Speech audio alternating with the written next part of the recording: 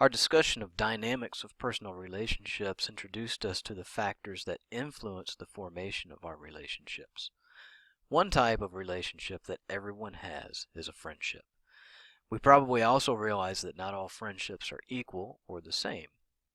This brief presentation will investigate friendships further by first looking at types of friendships, how men and women may view friendships differently, the role of social media in friendships, and we'll conclude with a few tips for successful communication in friendships. Let's begin with a brief definition of friendship. While there are scores of different meanings for friendship, in its most general terms, a friendship is a voluntary relationship that provides social support. Since not all friendships are equal, let's look at how different types of communication help us to further categorize different types of friendships. The first category in describing a friendship is whether it's short-term or long-term. Different friendships have different lifespans. Sometimes friendships dissolve when one party moves away or takes a different job or ceases to participate in a shared activity. Because we value frequent contact in our relationships, physical or geographic separation may end the relationship.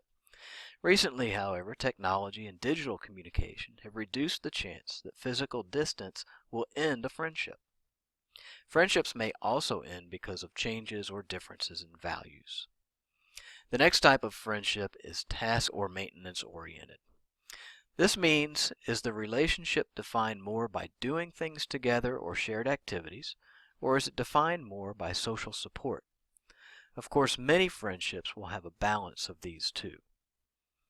Another way to categorize friendships is based on levels of disclosure. Recall from earlier chapters that we can define disclosure based on breadth, how many topics are open to discussion, and depth, the level at which we disclose about any given topic. The next category is high versus low obligation. There are some friends we will drop what we're doing virtually any time they need us. This would be a high obligation friendship. Low obligation friendships we may take longer to respond to requests or are more likely to decline requests.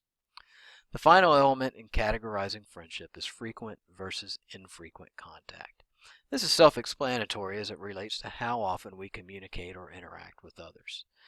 This, however, does not imply that friendships that have infrequent contact are always less likely to have a sense of obligation or low levels of disclosure, as many have relationships where contact is infrequent, yet the individuals are easily able to pick up where the relationship last left off in terms of obligation and disclosure.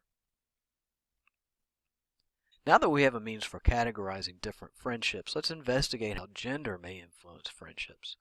For many of us, our first close friendship was likely with someone of the same sex. When we look at communication in same-sex friendships, there are some ways that the purpose and function of communication differ between male friendships and female friendships. While both males and females express that important value in friendship is support, they have different means for expressing and achieving this support. Males tend to experience communication while engaging in common activities. Male relationships also tend to involve lower levels of self-disclosure. Women tend to disclose more personal information in same-sex friendships, and possibly because of this, are more skilled at providing emotional support in relationships. When we look at cross-sex friendships, communication patterns are a bit different. Men are more likely to engage in self-disclosure and share emotions with women than they are with men. On the other hand, women may view communicating with males as a chance to engage in playful banter with less expectation of providing emotional support. For heterosexuals of both sexes, the interaction with the opposite sex may influence other cross-sex relationships, specifically romantic relationships.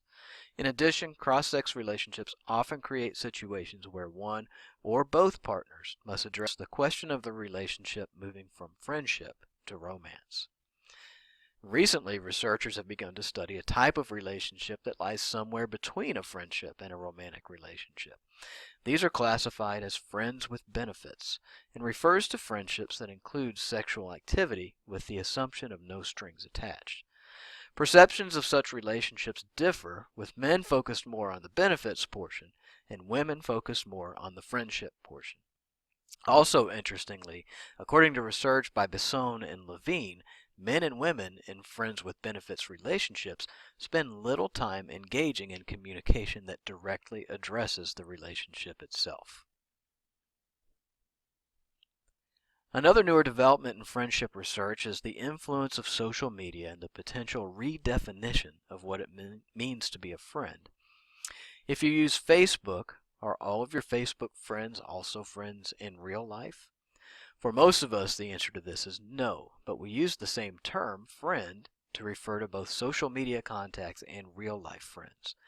Research on social media and relationships has revealed a few interesting findings. First, for the most part, people use social media to maintain current relationships more than to establish new relationships.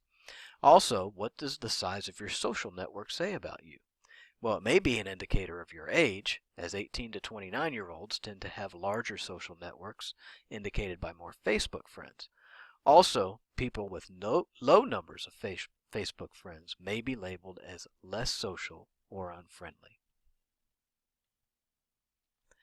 The final element of friendship we'll address are some maxims for successful relationships. While we do not have rule books that we carry around with us, we all understand that our friendships and other relationships have rules. We can point to some expectations with regard to communication practices in our friendships as examples of these rules. A collection of studies indicate the following are likely expectations of close friendships. Share joys and sorrows. Good friends share both the ups and downs of one another's lives. Be an attentive listener. Good listeners are hard to find. In addition, the act of listening communicates respect. Maintain confidence and keep secrets. Relationships are built on disclosure, but we must keep confidential information confidential. Provide help when needed. Friends often know they can rely on one another to lend a helping hand. Stand up for one another. Be ready and willing to defend your friend's rights and honor. Honor commitments. Keep your promises made to one another. Respect one another. Communicate in ways that indicate mutual respect. Maintain a balance in exchange. Help one another achieve rewards or benefits in the relationship that outweigh or are equivalent to the costs. Respect both connection and autonomy. We have a desire for both closeness in our relationships and private time. Respect the need for both of these and allow one another space when necessary. And finally, apologize and forgive. No one is perfect. When we make mistakes or hurt the other person, be ready to apologize. And when you are wronged, be ready to forgive.